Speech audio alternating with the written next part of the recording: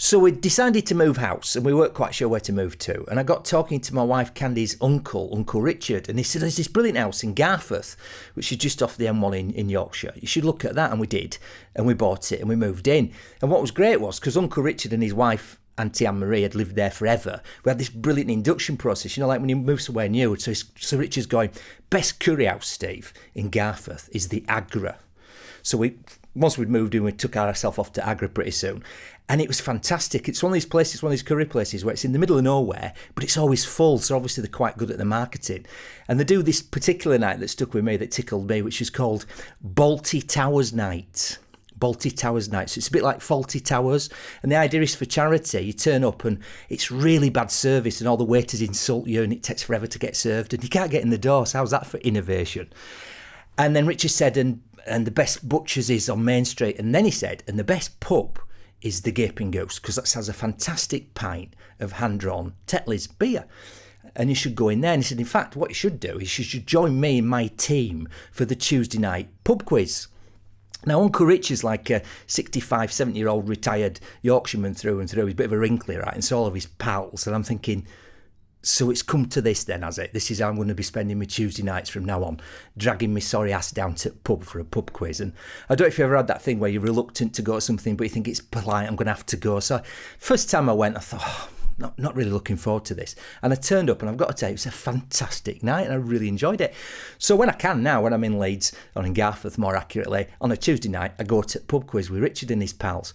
Well, I remember second or third time we're in there, and before quiz starts, Richard says, by the way, Steve, can I just say, he said, I've got a message for you from Auntie Anne-Marie, who's Richard's wife, for Candy. That's my wife. I knew that. I'm just telling you, right? He said, Auntie Anne-Marie said, can you tell Candy that she can't meet her for a coffee tomorrow because she's decided to go and have this laser correction surgery, you know, to your eyes where you don't have to wear glasses. And he said, it's nothing to worry about. In fact, I can't believe it, Steve. They'd said to her that she'll be able to see without glasses within 24 hours. And I just can't believe that. And I said, Richard, I know why that is. Only yesterday I was speaking at a big conference and the speaker before me was this American woman, you know the type with the blonde hair and the tan and the white teeth. And she was talking about, Richard, how she'd cured herself of a cancerous tumour the size of a basketball in her abdomen in, get this, just 6.5 weeks. And she said, you're probably wondering how I did that. I said, well, here's the explanation. There's this theory called cell regeneration. And the idea is that the cells in your body regenerate at a different speed. But over time, you get a completely new body. So she said, for example, if you're white and you've got a suntan and then you don't go out in the sun for a couple of weeks, you're white again. So it takes your skin a couple of weeks to totally regenerate the cells in your skin. Whereas something like a bigger organ, like say your liver, she said, takes about 3 to 4 months to totally regenerate. Stomach lining, about 3 weeks. And your eyeball, even though when you poke it, it feels solid, takes about 24 to 48 hours to totally regenerate and be a brand new eyeball, which of course is why Auntie Anne-Marie will be able to see in such a short space of time. Anyway, this speaker went on to say, so how did she manage to cure herself of this tumour? And she said, well, the idea is that every individual cell has almost its own memory, I guess like a computer program. And when you get a disease, it's like it's corrupted. And now what the cell does is instead of perfectly recreating a healthy organ, for example, it perfectly recreates an unhealthy one. And she finished by saying she believed that just by using the power of her mind, she had somehow interrupted the program, reprogrammed it, and cured herself of this cancerous tumour the size of a basketball in 6.5 weeks. Do you know what Uncle Richard said? Rubbish! So you might know some people like Uncle Richard, right? So when we talk, this session's about innovation, and the challenge with innovation is this. If, like Uncle Richard, sweet guy that he is, you always think what you've always thought, then you're only going to learn what you already know. So I'd encourage you for the next few minutes at least to kind of put any doubts aside about whether you can be innovative and creative and just think about it this way. See, my background, I used to work in advertising as what's known as a creative director, which basically meant I was in charge of motivating and managing 40 crazy people. And the culture typically was sort of disciplined anarchy, like it was crazy, but there was a deadline. And when I worked in advertising, which I did for 16 to 17 years, if I was at a party at Christmas, whatever, you know, people always say to you, what do you do? And if I told them I worked in advertising, they'd say one of 4 things. They say, oh, Steve, you know all those thousands of millions of pounds they spend on advertising and marketing? Why don't they just take it off the price of the product and make the product cheaper? And I don't know if you know what the answer to that is. Or they'd say, you exploit, if it was a woman particularly, say, oh, you exploit women, don't you, in advertising? And if I wanted a bit of a laugh, I'd always go, yes, because that'd start a discussion, wouldn't it? Or they say, oh, you know that wonderful commercial for Guinness with the horses where they're kind of running through the surf? Did you do that? And I'd go, no, I didn't do that. I did do, however, Kaching a Saver Strip for Metrobus, for those people who may have heard that. But the fourth thing they'd always say is, I don't know how you do that. And I'd say, do what? Well, you know, have light bulbs appear above your head. I mean, am I right in thinking that if you didn't have light bulbs, ideas appearing above your head throughout the day, you'd get fired? And I'd say, you are right in thinking that. And they go, I couldn't do that, which is interesting, right? And what that tells me is people listening to this, perhaps even including you, believe you are either creative and innovative or you're not. Now, I'm here to tell you that's not true, and you need to put your Uncle Richard mind to one side when I explain this to you. I think anybody can become more creative and innovative if they know the strategy for doing it, and that's what this session's about in many ways. What is the strategy to increase your innovation and your creativity? It's perhaps never been more important, has it, than to find ways to do things faster, quicker, cheaper, to do something different to the competition. And I know a lot of people listen to this if they have their own business or they work in a business. One of the things they're always being told is we need to be more innovative, but nobody ever tells you how. I'm going to tell you how, because it is a process. And there's just 5 things really I want to cover to help you think about that. So the first thing, because you say, it's a strategy. What you need to understand is creativity is a strategy. And if you understand the strategy, you can run the strategy and generate more ideas and generate more success. So the first thing, there's 5 things quickly I want to share with you. The first thing is, if you want to be more creative, if you want to come up with more ideas, you have to get into what I would call a creative mood. A creative mood. What does that mean? Well, have you ever been in a brainstorming session? Now, we're told it's politically incorrect to call it that, I think, anymore. I don't know why, for people who might have some sort of neurological difficulties. But seemingly, you've got to call it a thought shower. But whatever you want to call it, one of those idea-generating sessions, right? If you've ever been in one, most of them don't work. And I've got a theory, and that's because, first of all, we just didn't get in a creative mood. When I worked in advertising, I've got to tell you, I can't remember ever coming up once with a great idea sat at my desk. And the key word there is sat, because there's quite a lot of research about the kind of physiology and the right and left brain theory, and you might have heard some of those words before. And what I do know is it's really difficult to engage both sides of your brain if you sat down. So one key aspect of getting in a creative mood, I think, is to get up and get moving, and sometimes to take yourself to a different, more stimulating environment. So, for example, rather than sit in the office when we were pitching, trying to win some business for a supermarket, we asked, would it be okay to go and do the work in their canteen? So we actually went to their HQ and we did some brainstorming in the canteen, stood up. Because the stood up bit is this: if you're standing up, and especially if you're moving around, you are literally using the left and right part of your brain. So if you want a really creative meeting, what I suggest you do is don't go sit in the boardroom. Get a dictaphone or get your iPhone or some way of recording it. Get the 2-3 people you might be going to brainstorm with and say, let's go for a walk around the park, or let's go for a walk around the outside of the building, or let's just go for a walk, and record what you come up as you're walking and talking, and you will notice you come up with far better ideas. So first thing is you need to get in a creative mood. The second thing then, in terms of building a really good creative or innovation strategy, is you have to believe that you're creative. So I've got a question for you.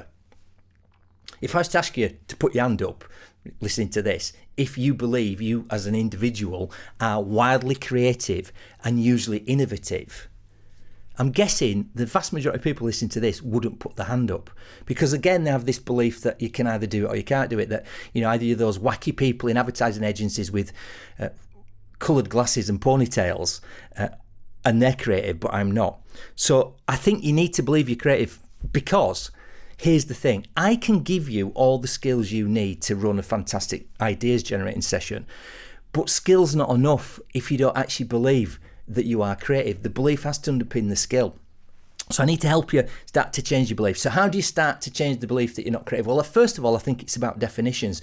The reason that most people don't put their hand up to the fact that they believe they're creative is that they have a very, very narrow definition of what creativity or innovation is. And they think it is about, again, those fucking advertising agencies having that one big idea. Now, I don't think it is that. So what if we were to change the definition? Maybe then you can start to believe that you could be more creative. So what if we were to have a working definition about what if innovation or creativity is as much about what you're going to stop doing as it is about what you're going to start doing?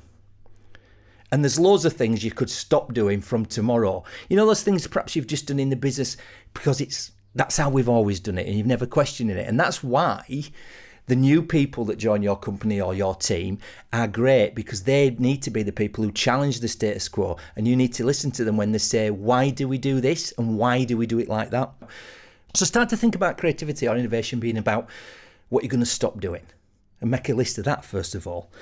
And let me see if I can kind of create a different belief for you, because beliefs, which I'll talk about in another session, so you can check that out as well, but beliefs for me are very simply just some references you've had about how you can do something. And if we can change the references, then you can change the beliefs. So let me give some different references for creativity and believing you're innovative.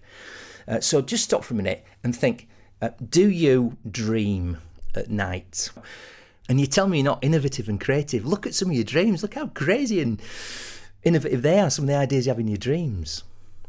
Or when you were a child, you say, it's interesting. I remember my daughter Megan, when she went to nursery school and she came home, and she'd be maybe 4 or 5 years old, and she'd done this incredible painting, and she was really excited. And she's going, Dad, look at this painting. And I said, Megan, what is it? And she said, I don't know. Because she didn't care. Because we've touched on this left and right brain theory. So the simple theory is it's just a model. If you put something in a CAT scan, it's not that accurate. But just as a model, it's useful, I think. So the left part of your brain, easy way to remember this, the logical processing part. Right part of your brain, the creative part. And what happens at school, I think, is that you're kind of trained out of using the creative part and into using the logic bit, which is like 2 and 2 equals 4. Because a key aspect of the right part is the ability to daydream. Now, it's interesting that, isn't it? Because when you say it that way, the ability to daydream. Albert Einstein, you probably heard of him. He was a genius, literally, but he was a genius at using both the left and right part of his brain. And he said, he also did a bit of teaching, and he said if he could give a gift to a student, if he could give them one gift, it would be the ability to daydream. Question: what happens to you at school, in class, if you're caught daydreaming? Well, I'm old enough to be able to remember when they could throw things at you and go, hey, pay attention. But even now you kind of get in trouble. So for a lot of us, the reason we stopped using that brilliant right part of our brain is we got trained out of it at school. There's a good friend of mine, another speaker called Sir Ken Robinson. I strongly recommend you check him out anytime you get the chance. And Sir Ken tells this wonderful story about a teacher in a classroom with a load of sort of 6-7-year-old kids, and they're all drawing and painting, and they're doing that wonderful thing, when you concentrate, when you stick your tongue out. And there's one little girl, Lucy, and she's really concentrating, and the teacher says to Lucy, what are you doing a drawing of? And she said, Miss, I'm doing a drawing of God. And the teacher says, but Lucy, nobody knows what God looks like. And Lucy says, well, they will in a minute. So kids have this brilliant ability, don't they, to be creative, and you just need to relearn how to do that. Think about the last CV or job application you filled in, and you tell me you're not creative and innovative. And also you have this narrow definition. Females in particular, but sometimes men, have you ever had this situation? Your fella, if you have one, or your partner, come home and say, forgot to tell you, darling, but the football's on the telly tonight. Well, I've invited the guys back. Can you just rustle something up to eat? So if you ever had to just rustle something up, well, that's being creative too. So change your belief. And the quickest way to believe you're creative is just to start deciding that you are. The third thing then, in terms of being more innovative and being more creative, and this is the most exciting bit, this is the process of innovation, and it's something I call the 5 I's. And what I love about this is the strategy, if you like, or the process that everybody from Leonardo da Vinci to Bill Gates to Richard Branson to serial entrepreneurs use. They might not be consciously aware of it, by the way, but we can make it conscious. And what I love about it is if you know where you are on the process, it makes it much more effective in terms of generating ideas. And it's dead easy to remember because it's just the 5 I's. So let me walk you through the 5 I's for innovation, the creative process. The first I stands for information. Information, or if you like, fact-finding. Now, I would argue one of the reasons we don't generate lots of ideas in the office or at work or even at home is that we kind of want to start too soon. We're so excited. We go, let's get everybody in a room and come up with loads of ideas before we've done the fact-finding bit. Now, again, the thing I learned in advertising was I needed to have the information stuffed into my head first before I could come up with lots of wonderful ideas. So it's about going out and saying, okay, have I got the information? For example, say you were deciding you're going to do a brainstorming session on how we could make better use of IT within the company. Rather than getting everybody in a room immediately and going, come on then, let's come up with some ideas about how we can make better use of IT in the company. What I would suggest you do is get the information first and put that out to everybody in advance and say, this is the information. And this is the focused question we're going to work on. How can we make better use of IT in the organisation? And here's the status quo. This is how we currently do it. This is how many computers we have. This is what we're using for. And you give people information in advance, because unless you do that, you can't go to step 2. And step 2 is incubation. So you get the information and then you stick it in your head and you let it incubate, or if you like, you literally sleep on it. Now, it's very difficult to sleep on something if you've just found out about it before the meeting.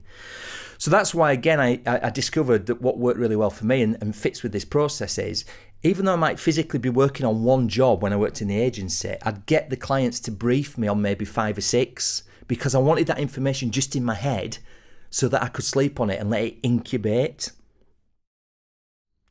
How many people listening to this have a to-do list? A to-do list. Well, what I'm also suggesting to go with this step 2, incubation, is that you also have a not to-do list. This is where you deliberately just use the power of your unconscious mind to come up with ideas. So, for example, say I want to write a new book. Just before I go on holiday for 2 weeks, I might out loud almost to my unconscious mind, I might say, oh, you know, while I'm on holiday, lying by the pool in the sun, unconscious mind, can you be thinking of a brilliant title for my next book? And then I don't consciously, deliberately think about it. I just go off because I've stuffed the information in.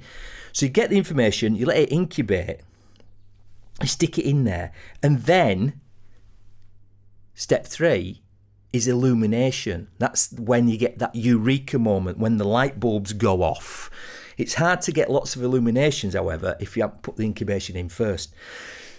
The reason, by the way, that most people don't believe that they're creative or innovative is not that they're not having lots of ideas all the time. Trust me, anybody listening to this is having loads of ideas. You are an ideas factory. You are an ideas machine. It's not that you're not having lots of ideas. There's 2 things that's happening. The first thing is, first of all, you're probably not capturing those ideas, and thoughts are fleeting. Thoughts are fleeting. So if you don't have a way of capturing your ideas, the light bulb moments, the eureka moments when they occur, they'll just literally disappear into the ether.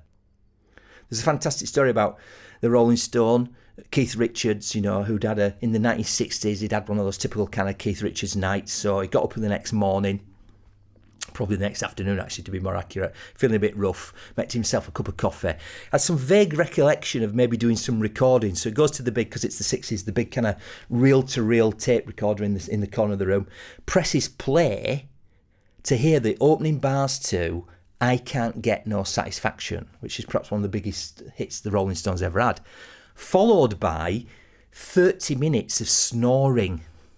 Now, can you imagine if he'd not pressed record?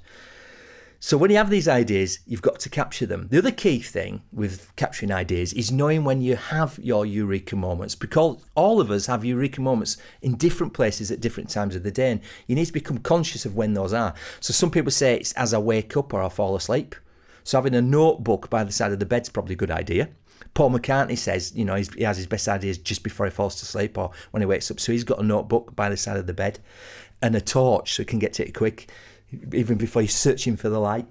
Or one of those pens that lights up in the dark, they're quite handy.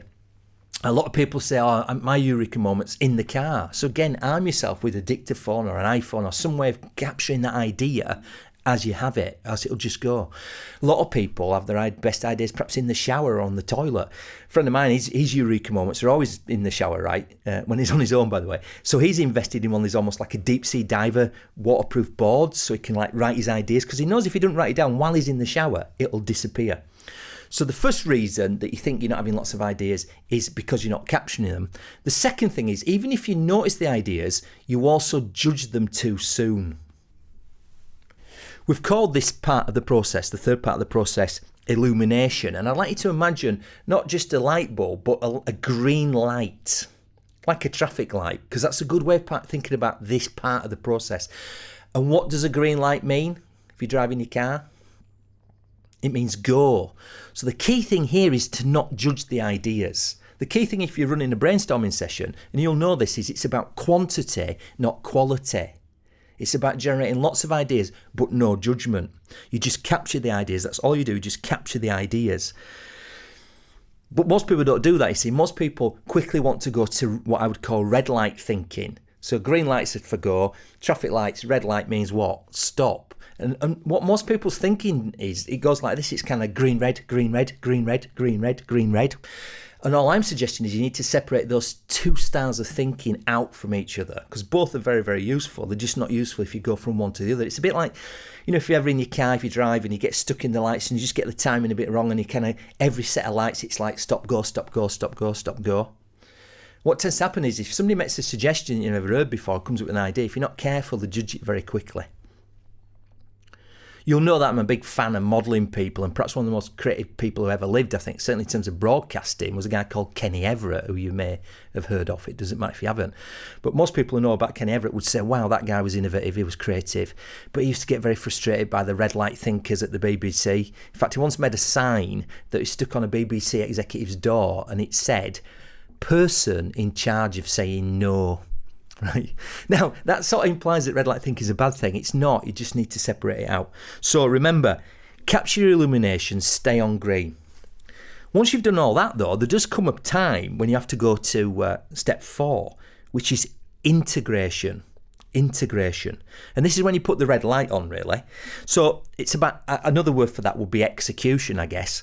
So if I was to say, I've come up with this fantastic idea of a woman smiling, you may go, well, I'm not that impressed. But if I could then execute it and paint the Mona Lisa, fantastic.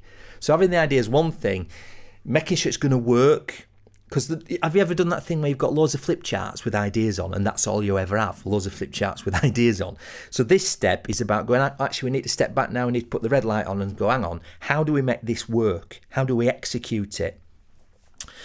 Top tip with this part of the process, I think, is to decide, ideally, in advance, how you're going to judge the ideas. Because if you don't agree with the team, for example, the criteria for judging the ideas that you're going to look at in a bit more detail, all that'll happen is, as you look at the ideas from the green light session, you just red light them all and go, that's ridiculous, and that'll never work, and that's stupid. And that.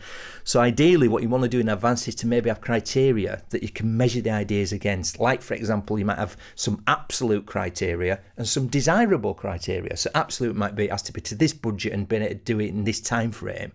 It's got to match those two things. And then desirable might be, it needs to have a bit of this and a bit of that and a bit of the other. It's almost having some columns that you can measure the idea against so you can get some ticks. Because that way, some of the more greener, more out there ideas might get through. Also, the idea would be at this stage to say, actually, could we take some aspects of that more crazy, wacky idea and maybe just couple it with this thing that's a bit more sensible, and maybe that middle ground is the way forward. So you need to integrate all the ideas. And then the final I in the process is illustration. And this is all about, I think, selling things back to other people. The biggest challenge with innovation, and another way of thinking about innovation or creativity would be change, wouldn't it? And it's true to say, very few people like change. Very few people like to have to do things differently. Most people are literally creatures of habit. So one of the challenges is you can get that not invented here syndrome. It's kind of like almost the word at the brainstorming session. So when you come up with this fantastic new strategy, this different way we're going to do things, or perhaps stop doing things, you can get some resistance. So I think it's really important that you think about how you're going to illustrate your new ideas to people who might be a little bit resistant. So there's some selling skills involved in that, I would suggest, isn't there? For example, who came up with the concept of evolution? And I hear you all cry, Charles Darwin. Well, the truth is, there's a guy called Patrick Matthew came up with the concept 10 years before Darwin. But Darwin was just better at selling it to the scientific community. Again, when I worked in advertising, there were people who'd look at the people who reported to me, look at their ideas, and you think, "That's fantastic. I don't know how you came up with that. It's brilliant." But often their ideas would end up in the bin. So I was being more successful than them because I was good at step 5 as well. And not only could I come up with the ideas, but I could sell them to other people. And so should you. So that's the 5 I's to being more innovative and more creative. Information, incubation, illumination, integration, and illustration. And what I love about that is you know where you are. Are we at the information stage still? Do we need to move on? No, it's a bit more time to get some more information.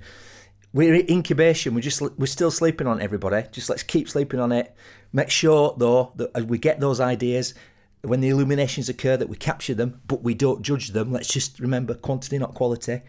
Then at what point do we move to red light thinking? Right, that was a green light thinking type meeting. This is a red light meeting now. We need to make this stuff work. We need to integrate it. And lastly, how do we get over the not invented here? How do we make sure that the ideas don't just stay on the flip chart? How do we illustrate our ideas to people? So that's the first 3 things about how you can be more creative. Get in a creative mood, believe you're creative, and then the 5 I's. 2 more to go. So the 4th thing will be this: to change the way you think. And this is to go back to something I already touched on. Now, there's loads of stuff out there like 6 thinking hats, and they're all too complicated for me. So I just really do like this concept of green and red light thinking. And I think you just need to be really clear on the difference. I think a good way of thinking about it as a starter for 10 would be Star Trek. Don't matter if you haven't seen Star Trek, but if you have, 2 very different personalities in Star Trek. You've got Captain Kirk, and he's very much, I think, the green light thinker, quite emotional, isn't he? Loads of ideas. Come on, Spock. Oh, well, come on. And Mr. Spock, and he's like a classic red light thinker, isn't he? Does not compute, is not rational, and all that. So think Captain Kirk and Mr. Spock. And let's just see if you've got to grips with this. I've got a little quiz for you now, right? And all I want you to think about is the answer to these questions I'm going to give you, is the answer either red or is it green? Or possibly both. So here we go. Let's see how good you've got at thinking about red and green light thinking. So question 1. Is this idea practical? What do you think? Well, it's red, isn't it? It's red light thinking. It's judgmental. Question 2. It's a logistical nightmare. Red light thinking again. Question 3. That idea just feels right. That idea just feels right. It's green. Green light thinking. Question 4. Let's throw it at the wall and see what sticks. Green again. Question 5. I tried that before and it didn't work. Red light thinking. Question 6. How are we going to get a llama to do the river dance? That's red light, isn't it? That's integration. Question 7. There must be a way to get a llama to do the river dance. That's green light. Question 8. Picture this. Green. Question 9. I dread to think of what might happen. That's red. Question 10. It's something that has never been done before. That's green. Question 11. No. That's red light thinking. Question 12. Yes. That's green light thinking. Just a few to go. Question 13. Why not? Green. Question 14. What research do you have to back up this idea? What do you think that is? That's red, isn't it? Question 15. What are the implications? Red again. Question 16. We don't know unless we try. Green. Question 17. It might go wrong, but it might not. Green. 3 questions to go. Question 18. 2 plus 2 equals 4. That's red. Question 19. 2 plus 2 equals fish. That's green. And question 20. Let's arrange a brainstorm to develop ideas. And that is both green and red, or it should be. So you do your green light thinking first, and you might do a different brainstorm to go through the red part of it. So change the way you think, separate out your thinking. Also, I think you can involve your customers, Sometimes another way to think about this is to involve your customers, because sometimes you can be too close to it. There's a company in America called Stu Leonard, had one store basically, but at one time it held the Guinness Book of Records for selling more per square metre than any other store in the world.